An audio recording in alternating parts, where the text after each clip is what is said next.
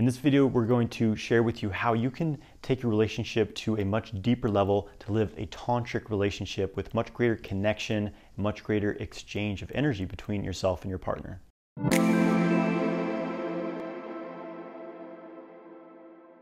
Hey guys, I'm Jonathan White. I'm here to help you master your sexual energy so you can magnetize your ideal life. Make sure you grab my free ejaculation control guide through the link in the video description below, and make sure you subscribe to my channel if you're interested in learning more about mastering your sexual energy. So I'm here today with my partner, Mariah. Thank you for joining me, Mariah. And we're going to be talking about basically being in a tantric relationship, how you can take your relationship to a much deeper and more fulfilling level, getting beyond the sort of superficial relationship that very many people in this world are stuck in. So first I want to talk about the sort of consumer relationship, as I like to call it, that a lot of people in this world are stuck in. This is kind of the model that we've been presented with, through watching movies, watching Disney movies, things like that. We get this idea of a relationship should be perfect and we should get, it's basically something we consume, right? It's like, it looks nice, it looks perfect, and we kind of take this thing, and if it ever doesn't fulfill us, if we ever don't feel, good about it, then we just discard it immediately and find something new, find a new person to try to please ourselves with. So Mariah, do you want to share your perspective on this? How a lot of people get stuck in this pattern of relationships as taking from someone else without it being an equal exchange? Yeah, definitely. That's a pattern I've seen, obviously, for myself in past relationships and just in a lot of relationships that friends have when they come to me asking for help, asking for advice. It's, I think, like you said, just a really consistent pattern among people, because that's the most basic example that we're consistently shown over and over and over throughout TV shows and movies, and everything that we read is just, oh, I just am in a relationship so that I can get everything I need from this person. They're going to provide my happiness. They're going to provide stability, they're going to provide cuddles, they're going to provide whatever it is that the other person is seeking. But then that person who's receiving isn't thinking about, how can I also add value to this other person? And that's really the reason why relationships last and continue growing, is because both partners are equally giving and receiving and able to have that exchange and help each other bring more value to themselves. So something that Mariah and I both value a lot in our relationship is support, and really unconditional support. So a big way that I've actually seen that play out in our relationship is when we first met, I didn't know anything about tantra or semen retention or qigong, and I could have been like, oh, that's really weird, like, I want you to be normal, I want you to fit the construct of who I see you as in my head, rather than just unconditionally supporting him and saying like, hey, you have these things that you're into that I know nothing about, that's really cool, tell me more about it, I want to understand it more.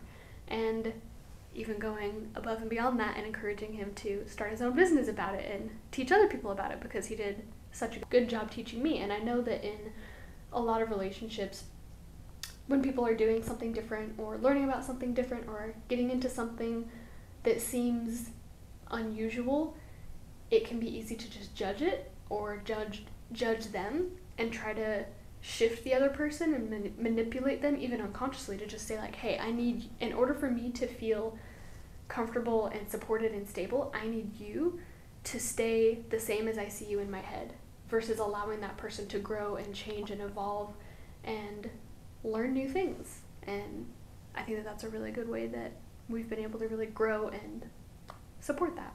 I think this is something that causes a lot of people to break up, to divorce, whatever, is growing apart. And there's nothing wrong with it. We all change, we all transform. Some relationships simply were not meant to last. Sometimes we have something to learn from someone for a certain period of time, and then we move on and go our separate ways. But at the same time, there is an opportunity to really form something very deep, intimate, and long-lasting with someone.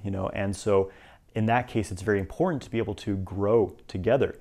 So when one person's transforming, again, the other person doesn't get rigid about, oh, you have to be who I knew you to be when I met you, because that's the thing about life, is everything changes, everything is going to transform, your partner is going to transform, you are going to transform, and so you have to be okay that things are going to change. And the question is are you growing together or are you growing apart? And it really comes down to that. And one of the benefits of practicing conscious sexuality, having a very conscious relationship, is that you're able to transform together, because Mariah and I were both doing our own energetic practices, our own healing practices. We may have different systems we're following, but overall we're we're growing and transforming together. And most importantly, we are doing our self-work. This is the thing that a lot of people are not willing to do.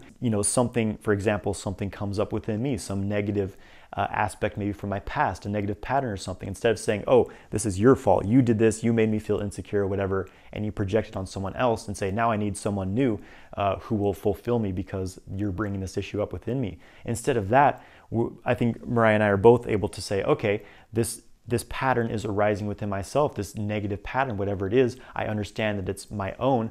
I have this negative emotion, this negative belief, whatever. So I'm going to do the self-work to resolve it and complete this pattern instead of taking it out on my partner. When I met Mariah, I was, what was I doing? I was teaching guitar lessons, I was doing music work. I was broke. Like I wasn't making very much money. So luckily, Mariah is obviously not, looking for a sugar daddy, or at least wasn't at the time because, I was broke. And Mariah inspired me to get into business work. Mariah was very entrepreneur minded. She gave me a bunch of books and I really took that stuff and ran and ended up, becoming very, very business minded, becoming very successful. So I completely transformed my life. And Mariah was there with me from the beginning, supporting me even in my hardest times, and even though she went to Australia, she left the country, went to Australia for 3 months. We were apart. We stayed in touch. We stayed in contact. We stayed together. And that's when I was going through all this growth myself. And when she came back, I had full-time income. I was able to support both of us, and just a lot of transformation that we've gone through together. And when I first met Johnny, I was into meditation. I did yoga. I did some different energetic practices, but nothing as deep as what we've done over the last 3 years.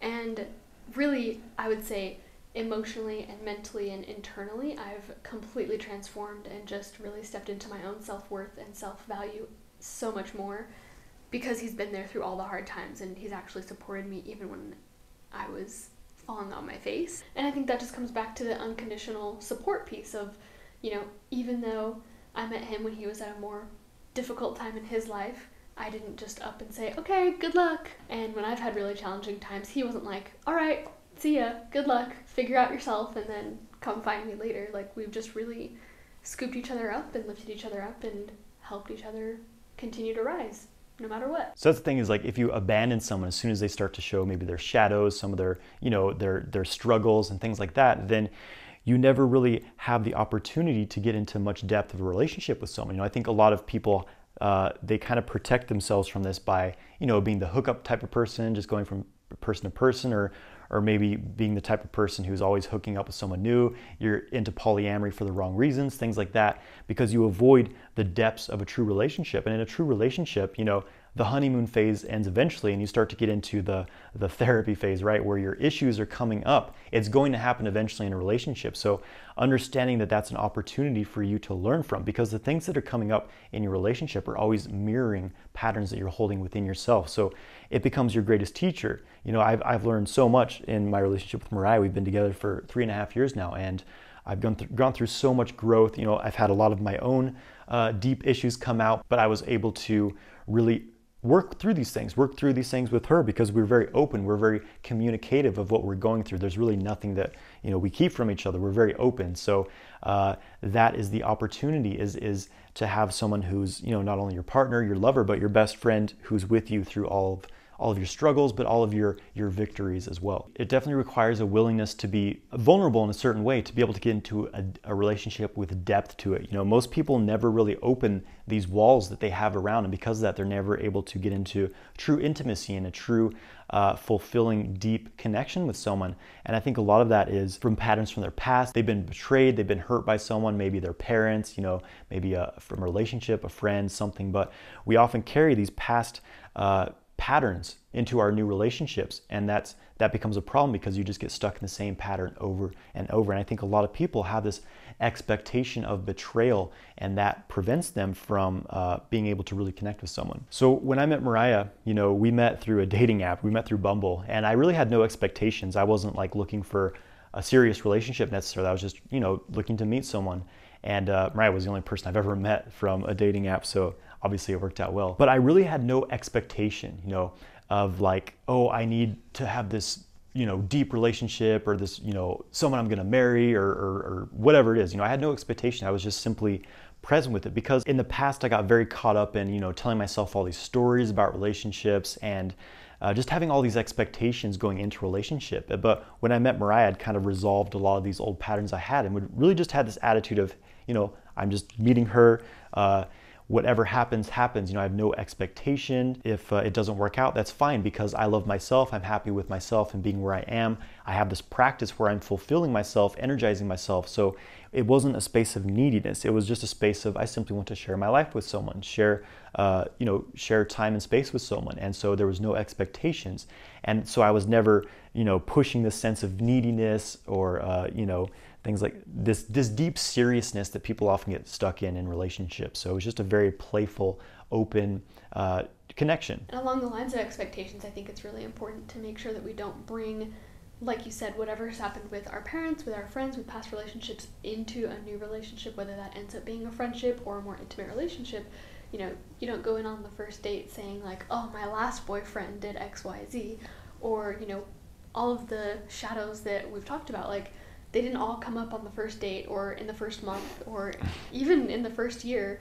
We just let everything evolve naturally as things progressed and allowed it to stay playful and fun so we could get to know each other. And I think that that's a really important part of any relationship, is making sure that you're not putting those expectations of, your parents sitting over your back wondering when you're going to get married and have kids, or your siblings or whoever it is, just having different things that they've imprinted into your belief system, and allowing yourself to really work through those beliefs yourself before entering into a new relationship, so that you're not coming with all of these pedestals for this other person to stand on that they have no idea are there. And then when they see those pedestals, they might not want to be on them. And I think something very important here is that issue of codependency in a relationship versus independence. Talking about how when I met Mariah, I wasn't like expecting anything. I wasn't looking for someone to like, oh, this person makes me happy, I need this person in my life. Because so many people enter into relationships out of a space of emptiness. I'm empty, I need you to fill me up. And eventually that person is going to not be able to fill you up every day, especially, when you have these deep underlying issues causing that emptiness. And so you'll say, oh, you no longer make me happy, I need you out of my life, I need someone new. So that's an issue that so many people get completely stuck in. Again, it's that codependency. You need to make me happy, you need to fulfill me.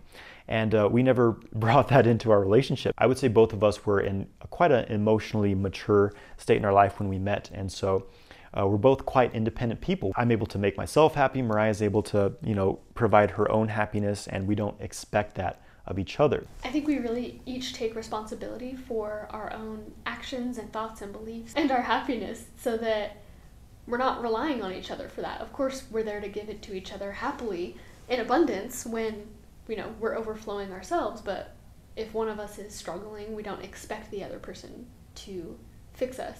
We have our own practices, we have our own things that we can do, go on walks, go wherever we need to heal ourselves. And that's what tantric relationship is really about. One of the definitions of tantra is to intertwine, to weave together. It's not to take from someone else without giving back, which is what a lot of relationships are based on, right?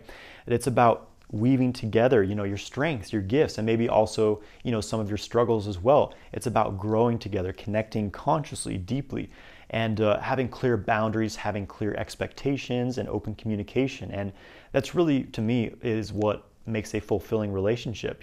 It's not fun to be in a relationship where you can't be yourself, where you can't be open, you can't be honest, where you feel like you have to kind of like, walk around certain things with your partner. It just takes a lot of energy to kind of be living in a bit of a dishonest self in a way. Yeah, it can be really exhausting to have to walk around all day editing yourself as if, you're recording something and you want to clip out little pieces to make sure that a certain person doesn't see those pieces, but doing that in real time in your head to make sure that, oh, my partner doesn't like it when I talk about this because it makes them feel this way. So I'm just going to not talk about it, and I'm going to suppress that part of myself in order to make them feel more comfortable. And that kind of comes back around to everything else we've been talking about, of just unconditionally supporting each other and ensuring that we both feel safe to talk about everything, to share what we're into, to share what we're doing, and to share what we're curious about. So just to kind of wrap it up and summarize, it's very important to, again, not rely on your partner to fix you. They're not going to be able to fix you every time, right? You have to learn how to manage your own emotions, how to manage your own energy, how to manage your own mood, because When you're able to do that, then you're a master of your own world. Then you can enter into a relationship out of a space of abundance and overflowing. But when you're a space of lack, a space of neediness, you're always going to attract someone who's in that similar space, and it's always going to be a conflict, a clash, and one of you will eventually drain the other. And a great relationship really starts from within. When you have a great relationship with yourself, it's much, much easier to have a great relationship with a partner. Exactly, and that's really the essence of sexual kung fu, is doing this self-work, harmonizing your sexual energy, harmonizing your body, your mind, your spirit, so that you can have that same harmony within your relationship, and that's very fulfilling. So thank you guys for watching this video. I hope you've enjoyed it. If you have any questions, just put them in the comments below. Please subscribe to my channel, like this video, and have a great day, my friends.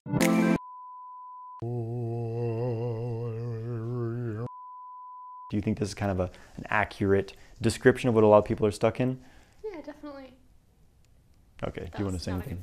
No, sorry. that was, yeah.